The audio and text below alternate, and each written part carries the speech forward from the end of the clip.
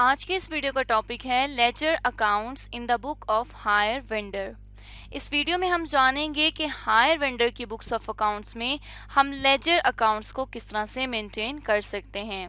तो सबसे पहले अगर हायर वेंडर के बारे में जानें तो जब भी कंपनी हायर परचेज करती है, हायर परचेज क्या होता है कि जब भी कंपनी इंस्टॉलमेंट पर चीज़ें खरीदती या बेचती है तो हायर परचेज में नॉर्मल ट्रांजैक्शन में जिस तरह से दो पार्टीज इन्वॉल्व होती हैं, इसी तरह से हायर परचेज में भी दो पार्टीज इन्वॉल्व होती हैं।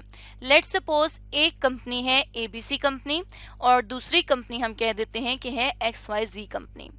अब यहाँ पर जो एबीसी कंपनी है वो चाहती है कि वो व्हीकल्स परचेज करे और जो व्हीकल्स की कॉस्ट है एज्यूम कि वो 20 मिलियन रुपीस की है, लेकिन कंपनी के पास इतने 20 मिलियन रुपए नहीं हैं कि वो इसको फौरी तौर पर खरीद सके। अब एबीसी कंपनी जाएगी XYZ कंपनी के पास कि वो इसको इंस्टॉलमेंट पर चीजें दे दे। अब कंपनी XYZ क्या करेगी, वो कंपनी एबीसी को सेल कर देगी hire vehicles on hire purchase. अब जो कंपनी किस्तों पर चीजें खरीद रही है उसे हम कहेंगे कि ये है हायर परचेजर, और जो कंपनी किस्तों पर चीजें बेच रही है उसे हम कहेंगे कि ये कंपनी है हायर वेंडर कंपनी।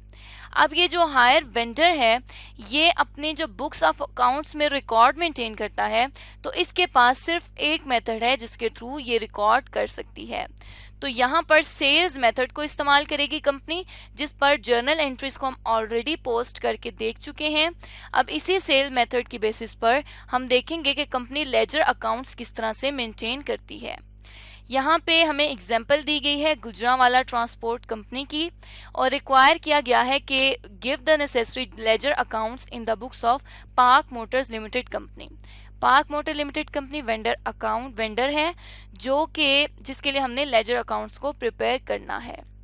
यहाँ से कंपनी का डेटा पढ़ना स्टार्ट करें तो Gujranwala transport company purchase a wagon from park motor on 1 January 2016 under hire purchase system. Hire purchase मतलब इंस्टॉलमेंट पर किस्तों पर गुजरांवाला ने पार्क मोटर से वैगन खरीदी है, तो खरीदने वाला गुजरांवाला हो गई परचेजर कंपनी, जबकि पार्क मोटर्स हो गई हायर वेंडर कंपनी। हमने हायर वेंडर के लिए ही लेजर अकाउंट को मेंटेन करना है। The cash price of wagon was 1,86,250 rupees. जो कैश प्राइस है वो 186,250 रुपीज है, और गुजरांवाला ट्रांसपोर्ट ने 50,000 रुपए एज अ डाउन पेमेंट पे किए हैं एंड फर्दर पे 3 इंस्टॉलमेंट ऑफ 50,000। बाकी वो 3 इंस्टॉलमेंट 50,000 रुपए की पे करेगी हर साल के आखिर में।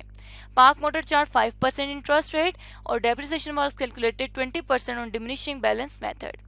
इंटरेस्ट रेट 5% है और डेप्रिसिएशन को 20% रिड्यूसिंग या डिमिनिशिंग बैलेंस मेथड पर चार्ज किया जाएगा। डेप्रिसिएशन जो है वो हायर परचेजर से बिलोंग करती है, इसलिए हायर वेंडर से रिलेटेड उसकी कोई भी एंट्री यहाँ पे हम पास नहीं करेंगे। अब इस एग्जाम्पल को सॉल्व करने के लिए सबसे पहले तो हम एक हेल्पिंग टेबल बनाएंगे जिसके थ्रू हम इंस्टॉलमेंट में से इंटरेस्ट को देख सकते हैं कि वो कितना होगा। तो यहाँ पे हम ब्रेकअप टेबल ऑलरेडी प्रिपेयर कर चुके हैं, जिस तरह के हम अभी तक सीखते भी आए हैं तकरीबन हर वीडियो में। तो यहाँ पर कैश प्राइस आ जाएगी, उसके बाद इसी डेट पर डाउन पेमेंट हुई है, और डाउन पेमेंट क्योंकि साल के शुरू में हुई है तो इसके ऊपर कोई इंटरेस्ट नहीं होगा, इसलिए टोटल में भी डाउन पेमेंट सिर्फ 50,000 रुपए की ही आएगी। उसके बाद जब कैश प्राइस में से डाउन पेमेंट को लेस किया तो ये कंपनी का आउटस्टैंडिंग बैलेंस आ गया। मतलब अब ये कंपनी के ऊपर लायबिलिटी है कि कंपनी ने इतने पैसे पे करने हैं। तो जितने पैसे कंपनी यूज कर रही है, हायर परचेजर ने जितने पैसे पे करने हैं उतने ही पैसे हायर वेंडर ने रिसीव करने हैं। तो मतलब अब जो आउटस्टैंडिंग बैलेंस हायर वेंडर ने रिसीव करना है वो 1,36,250 रुपीज का है। अब क्योंकि हायर परचेज ट्रांजैक्शन कर रहे हैं तो कंपनी का जितना रिसीवेबल होगा उसके ऊपर कंपनी इंटरेस्ट भी रिसीव करेगी। तो यहाँ पे इस आउटस्टैंडिंग अमाउंट पे हमने जब 5% इंटरेस्ट कैलकुलेट किया तो वो 6,813 रुपीज का आ गया। अब टोटल इंस्टॉलमेंट 50,000 की थी, उसमें से अगर इतना इंटरेस्ट है तो रिमेनिंग अमाउंट प्रिंसिपल की बच गई जो कि टोटल कैश प्राइस का हिस्सा है। इसी तरह अब क्या करना है कि आउटस्टैंडिंग बैलेंस स्टार्ट में से इंस्टॉलमेंट को लेस कर देंगे, इंस्टॉलमेंट की ओनली कैश प्राइस को लेस करेंगे, क्योंकि यहाँ हम देख रहे हैं कि कॉलम सिर्फ टोटल कैश प्राइस से रिलेटेड है। तो हमारे पास नेक्स्ट ईयर का आउटस्टैंडिंग बैलेंस आ जाएगा। इसी तरह से करके हमने इस टेबल को कंप्लीट किया है। अब हमने क्या करना है, कि इसी एग्जाम्पल के थ्रू सबसे पहले देखेंगे कि मेन कौन सा लेजर अकाउंट होता है। तो कंपनी के पास जो हमारे पास पार्क मोटर वेंडर कंपनी है वो सबसे पहले तो अपने रिसीवेबल अकाउंट मेंटेन करेगी और उसका रिसीवेबल जो है वो है गुजरांवाला ट्रांसपोर्ट कंपनी। तो यहाँ पे अब हम क्या करेंगे कि सबसे पहले हमने लेजर अकाउंट का फॉर्मेट बना लिया गुजरांवाला ट्रांसपोर्ट कंपनी के लिए। Gujranwala transport company park motor की रिसीवेबल कंपनी है, तो यहाँ पे उसका बैलेंस जो होगा वो डेबिट हो जाएगा। तो सबसे पहली जो एंट्री हम यहाँ पर रिकॉर्ड करेंगे वो होगी परचेज सेल से रिलेटेड, जो कि पार्क मोटर्स ने की है गुजरांवाला को। तो यहाँ पर 1 जनवरी 2016 पे हायर परचेज सेल हुई है जिसकी अमाउंट जो है 1,86,250 रुपीस की है। तो एंट्री जो थी वो ये थी कि गुजरांवाला ट्रांसपोर्ट डेबिट और हायर परचेज क्रेडिट। तो हायर परचेज सेल्स को हमने क्रेडिट कर दिया और गुजरांवाला को उसके बदले में हमने यहाँ डेबिट किया। और किस वजह से हुआ है ये डेबिट? क्योंकि हायर परचेज सेल की है। उसके बाद इसी डेट पर कंपनी ने एक डाउन पेमेंट भी पे की थी जो कि 50,000 रुपए की थी। यहाँ क्वेश्चन में भी इंफॉर्मेशन ये प्रोवाइडेड है। तो हमने इसको डाउन पेमेंट को जब रिकॉर्ड किया तो डाउन पेमेंट मतलब इतने पैसों में से 50,000 रुपए ऑलरेडी पेड हो चुके हैं। तो मतलब अब जो रिसीवेबल है वो कम हो जाएगा, इसलिए हमने रिसीवेबल को क्रेडिट कर दिया और ये बैंक अकाउंट की वजह से डाउन पेमेंट की वजह से कम होगा, यहाँ पे हमने बैंक अकाउंट लिख दिया। नेक्स्ट जो है वो हमारे पास आए देखें तो इंटरेस्ट आता है, तो हम यहाँ पर इंटरेस्ट को रिकॉर्ड कर देंगे और इंटरेस्ट जो है वो साल के आखिर में है, मतलब 31 दिसंबर 2016 पे इतना इंटरेस्ट ड्यू है। जब साल के आखिर में इंस्टॉलमेंट रिसीव की जाएगी तो ये इंटरेस्ट उसके अंदर शामिल होगा। अब हमने क्या करना है कि यहाँ पे हमने इंटरेस्ट को रिकॉर्ड कर दिया। इंटरेस्ट भी क्योंकि वेंडर कंपनी ने रिसीव करना है तो गुजरांवाला से ही इसने रिसीव करना है, तो इंटरेस्ट क्योंकि इनकम है तो इनकम क्रेडिट और गुजरांवाला ट्रांसपोर्ट अकाउंट हमने यहाँ डेबिट कर दिया। इंटरेस्ट की वजह से रिसीवेबल बढ़ रहा है इसलिए हमने यहाँ पर इंटरेस्ट अकाउंट लिख दिया। अब इसी साल के आखिर में कंपनी रिसीव कर लेगी एक इंस्टॉलमेंट, तो हमने इंस्टॉलमेंट को रिसीव कर लिया। अब हम यहाँ पर देख सकते हैं कि और कोई भी एंट्री नहीं है जिसमें गुजरांवाला एग्जिस्ट करता हो। तो यहाँ पे दोनों साइड्स का अगर टोटल करें तो बड़ी साइड हमें ये लग रही है, हमने इसका टोटल कर लिया, दोनों साइड्स पर लिख लिया। अब हमने क्या करना है कि बैलेंस कर देना है।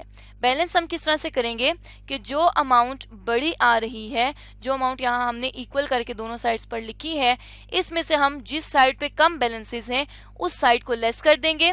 तो ये हमारे पास आ जाएगा 93,063 रुपीज 93,063 रुपीज का बैलेंस, जो कि बैलेंस कैरी डाउन हो जाएगा इस साल का 2016 का। अब अगर ये एक साल का बैलेंस कैरी डाउन है तो दूसरे साल में हम इस बैलेंस को शिफ्ट कर देंगे तो ये बैलेंस हो जाएगा ब्रॉड डाउन। इसी तरह से इंटरेस्ट ड्यू है तो इंटरेस्ट को रिकॉर्ड कर देंगे, साथ ही साथ जब इंस्टॉलमेंट की पेमेंट हो जाएगी तो यहाँ पे हम इंस्टॉलमेंट को रिकॉर्ड कर देंगे, दोनों बड़ी साइड्स का टोटल कर लेंगे तो वो 97,716 रुपीज आ जाएगा।